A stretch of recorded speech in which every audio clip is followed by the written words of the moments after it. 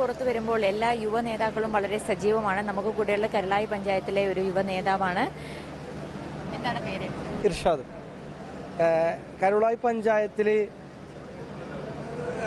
LDF ഇല്ലാതായി എന്ന് തന്നെ പറയാം. ഈ കാലയളവിൽ ഇത്രയും വലിയൊരു തോൽവി LDFന് നേരിടേണ്ടി വന്നിട്ടില്ല.